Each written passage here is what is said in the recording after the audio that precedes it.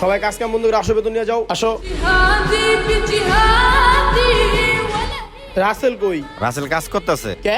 অনেকে হজে যায় বলে ওভারটাইম করতেছে। হজ করবো? দেই তো কই হয়। কি রাসেল সাহেব, বাসায় যাবা না? বেতন নিবা না? তুমি নাকি ওভারটাইম করবা শুনলাম। হ্যাঁ ভাই, আমার অনেক টাকা প্রয়োজন তো ভাই, এই জন্য আমি বেশি বেশি ওভারটাইম করতে আছি। কারণ আমি হজ যাবো তো ভাই, আমার হজ যেতে অনেক ইচ্ছা। কি কও মিয়া, আমগো ধরে এত টাকা থাকতে আমরা হজ যাওয়ার চিন্তা ভাবনা করতে পারি না? আর তুমি এই কাজ কইরা তুমি হজে যাইবা?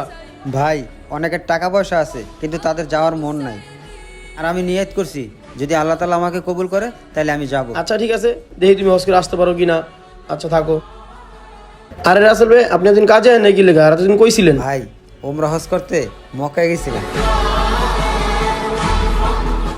ভাই কেমনে সম্ভব, আর কেমনে গেলেন আপনি হজে? ভাই প্রতিদিন 5 ওয়াক্ত নামাজ পড়ে আল্লাহর কাছে দোয়া করতাম, হে আল্লাহ আমি জানি মক্কায় হজে যেতে পারি আর নবীর রওজায় জানি সালাম দিতে পারি।